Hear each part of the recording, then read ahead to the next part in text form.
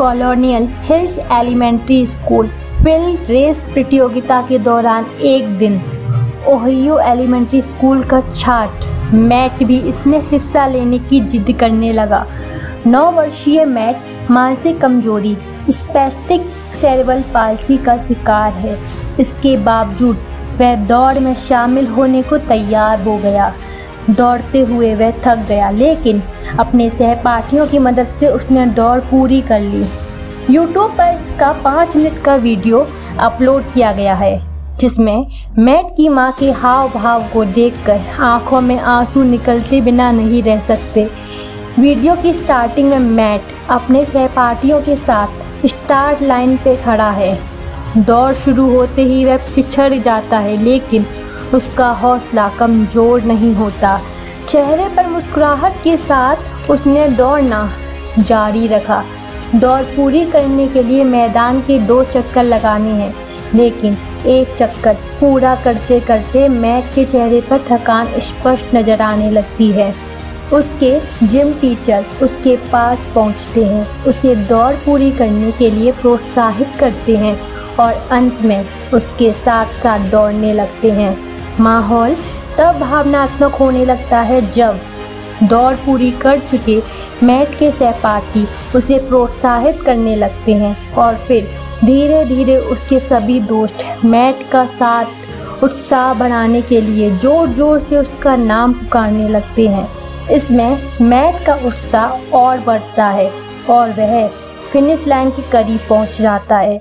वह जैसे जैसे नज़दीक पहुंचता है, उसके दोस्त और उत्साह के साथ उसे आगे बढ़ने के लिए प्रेरित करने लगते हैं। इसी पड़ाव पर मैट की मां, जो इस पूरे वाक़ये की रिकॉर्डिंग कर रही हैं, YouTube वीडियो के एक कोने में कमेंट लिखती हैं, अब रोने में कोई हर्ज नहीं।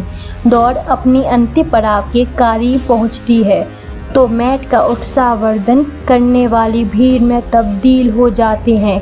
वह जैसे ही फिनिश लाइन को छूता है, उसके सहपाठी, शिक्षक और अभिभावकों का समूह जोर जोर से शोर करने लगता है। उससे हाथ मिलाता है, गले लगाता है और उसके बधाइयाँ देता है। उपलब्धियाँ चाहे कितनी छोटी ही क्यों ना हो, बड़ों की प्रशंसा से बच्चों को गर्व का एहसास होता है। उन्हें स्वतंत्र रूप से काम करने की जिम्मेदारी दी जाए तो वे स्वयं को क्षमतावान और मजबूत महसूस करते हैं। इसके विपरीत उनकी उपलब्धियों को कम करके बताना या दूसरे बच्चों के मुकाबले उन्हें कम बताने से उन्हें लगता है कि वे किसी लायक नहीं। मनोवैज्ञानिक का कहना है कि हमें बच्चों के बारे में भारी भरकम बातें बोलने या शब्दों को हथियार की तरह इस्तेमाल करने से परहेज करना चाहिए। यह क्या हरकत है, या तुम तो अपने छोटे भाई से भी ज़्यादा बच्चों की तरह करते हो। इस तरह की बातें बच्चों के दिमाग पर उतना ही गहरा असर करती हैं जितना पिटाई से उन्हें शरीर पर चोट का एहसास होता है।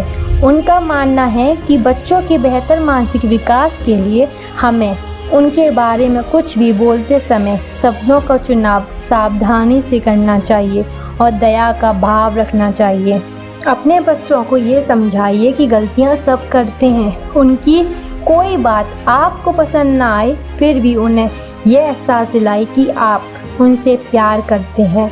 फंडा यह है कि यदि आप किसी असंभव को संभव बनाना चाहते हैं तो माहौल तनावपूर्ण होने की वजह यह सुनिश्चित कीजिए कि खुशगवार और पॉजिटिव हो, फिर आप खुद ही फ़र्क को महसूस कर सकते हैं।